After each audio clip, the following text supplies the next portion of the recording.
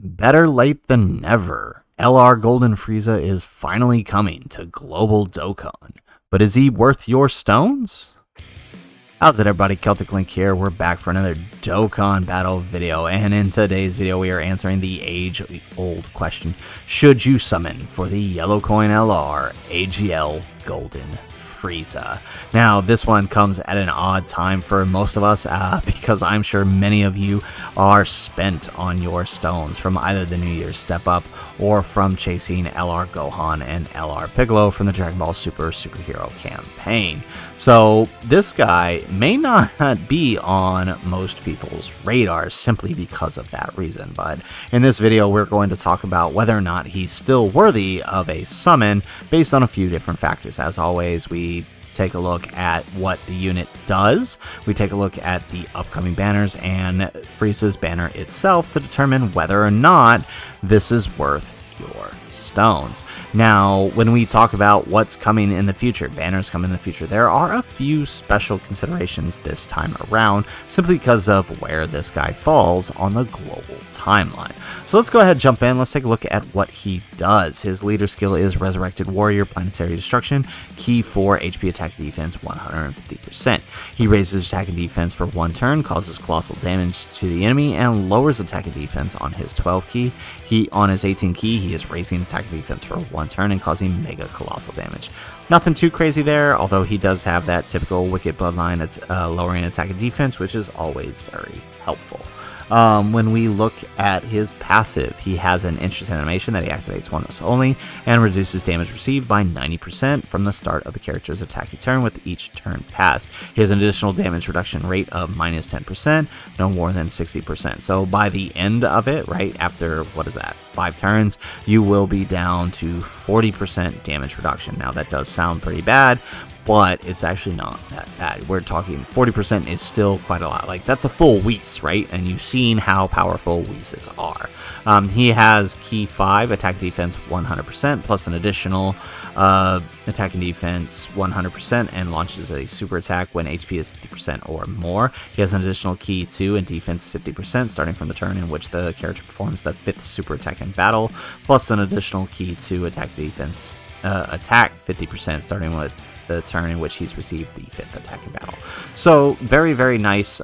He is losing some damage reduction over time, but the trade-off is as he launches his super attacks and receives attacks, he's getting a little bit more powerful to compensate. By the time you drop down to the full 40%, you will have the extra 50% defense and extra key. You'll also be getting 200% attack defense whenever you're attacking, so long as you keep your health above 50%. With a defensive unit like this, probably not that hard to do. He is arguably one of the best slot 1 units for the Wicked Bloodline / Terrifying Conquerors team. Even though he doesn't fit on LR SDR Cooler's 200% lead, he's still very, very useful for that team. He's really, really good in the fact that, especially when we talk about a few of the newer red zones, they've eliminated nuking leads, which means you can't use the other AGL Golden Frieza, the EZA TUR one, which means Wicked Bloodline right now, Cooler's team, is hurting for a slot 1 unit. So this guy can definitely fill that role for that team if you're looking to run a more extreme variant, which I'm guessing, I'm not too sure at the moment, but I'm betting there's probably some extreme missions for the upcoming final stages of the red zone. So I wouldn't be surprised to see people using him to fill that role for the extreme team. So now back to the banner. Does this unit carry the banner given everything that's on the banner? I'm going to say yes. He is arguably, next to Insamas, one of the best yellow coin LRs to have released this year, although there have been a few, but he is definitely one of the best, arguably worthy of his spot in the top 10. I know he's in the top 10 of a lot of people's, a lot of JP players' lists, and he is definitely deserving of that placement now. So I would put 1 in the category of should you summon for the unit, simply because he is that good. Problem is, he's on this banner. The banner is not that good, friends. Unfortunately, right? You have the 17 in Universe 7 who weren't even good on their own team when they were released. Unfortunately, they can be fun. I like using them, but I mean, being honest, they aren't the best on the Reps of Universe 7 team. The current highest lead for reps of Universe 7 with a 177% lead is the Goku and Frieza. Still pretty good, but again, reps of Universe 7 right now is really, really hurting for a team. They just cannot compete in the current meta under this leader skill. It's just not enough for a lot of these red zones. So, the other two LRs really don't make the banner all that much better, unlike, say, the Zamas, which still had, like, who was the other one? You had the AGL, not the AGL, the SDR, Tabiana Minosha, who could still be good. And I can't remember who their other one was, but definitely not as bad as these two. Some of the other units on this banner, like you have the third form Frieza, who can be good run in the third slot, although he's only supporting other Friezas, right? He is this guy here, the AGL Golden Frieza, very, very useful. Although, like I said, in some of the newer red zones, he's been eliminated because he technically has a nuking lead. So you can still use him in like Omega and Metal Cooler Core. You just can't use him right now in the current Red Ribbon Army one. This guy is worthy of consideration as a replacement because he does have a little bit of extra defense and he stacks defense permanently. So he can fill that role given enough time to build in the early phases. But all in all, the banner's not that great, even when you consider the fact that this new list will be going all the way up to Int LR Zamas. It's not a good banner, so that's definitely not one in the column for this banner. I would have to say it's a no-go on that consideration. Now, that brings us to the next step. We got to look at what is to come, right? So first and foremost, the next most likely Dokkan Festival exclusive to come to Global Dokkan is this guy right here, the Fizz Kid Goku. He is probably the best TUR on global or on JP right now, bar maybe the Gammas. So definitely, if you're spending on him, you're giving up a possible summon on this guy. Following him, we're probably going to see the Tech Bardock and the Int Yamcha. Those are the next two Dokkan Festivals. Now, as far as what order we're going to see these guys, I haven't any clue. Global likes to mix things around. For all we know, in February, we could see Yamcha followed up with his Part 2 LR, the Carnival Goku. I have a feeling this guy is coming for sure as the Part 2 in February, just like the Gohan and Trunks did last year. But I don't know for sure who the Dokkan Fest is. Could be anybody, right? We have no clue as of right now. So as far as what's to come, there's a lot to come, and I definitely think if you're going to summon on a legendary banner, you're probably better off summoning on this one because it's double rates, and this Carnival Goku is a little bit better, quite honestly.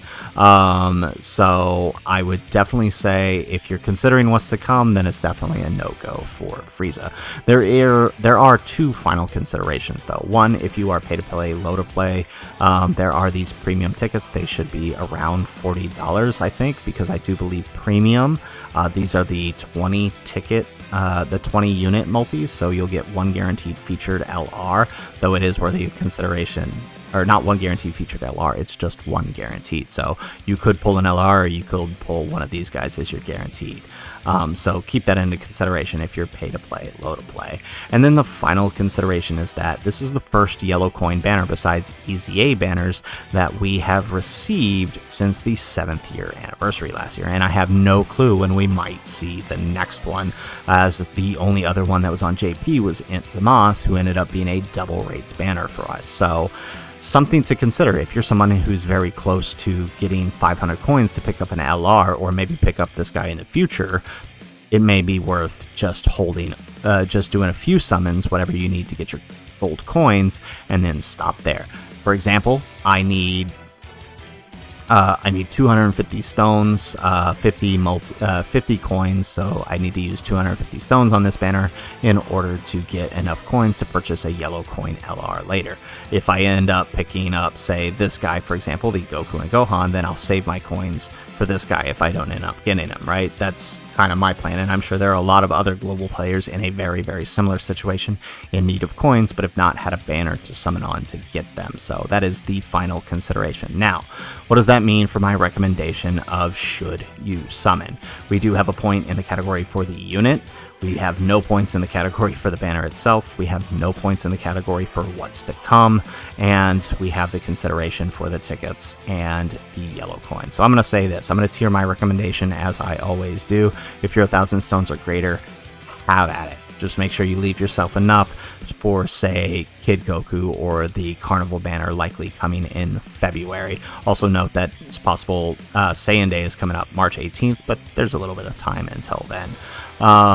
If you are anywhere between 5 and 800, I would say to no more than 250 to 300 stones. That's usually a good marker. If you don't pull anything within that amount on a yellow coin banner, it's a good sign to stop, because the typical rate is 1 in 250. So if you don't pull anything within that amount, then I would recommend you just kind of back off of the banner. If you're anything lower than 500, which I imagine is most of us following the step-ups and the Gohan and Piccolo summons, I would say steer away from this banner simply because there are bigger things on the horizon. And any multi you do here is one less multi you say you could do for this guy, who is probably, like I said, the best TUR in the game currently, next to, say, maybe the Gamma 1 and the Gamma 2.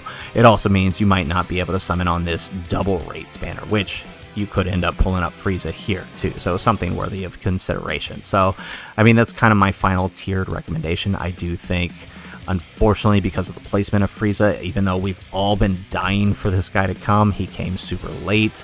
He should have dropped back in like October, but they moved the Resurrection F to November, and then we got Heroes, so we didn't end up getting the part 2. So unfortunately, he's arriving at a really bad time for Global Dokkan. Plus, consider we're about to find out what the 8th anniversary LRs are, so that might also deter people from summoning as well, but I'm not going to take that into consideration for right now, simply because we don't know what they are yet. So anyways, guys, that's the video. That's my recommendation. If you liked the video, make sure you hit that like button and subscribe to the channel if you have not already. And in the comments down below, let me know, do you agree with my recommendation? Do you disagree with my recommendation? Let me know in the comments down below, and let me know, are you planning on summoning for this new Lr Golden Frieza? I'll be hitting up 250 stones for summons and tickets, and that is it. I'm stopping after that. What we get is what we get. Would love to hear your plans in the comments down below. Otherwise, guys, as always, thanks for watching, and aloha.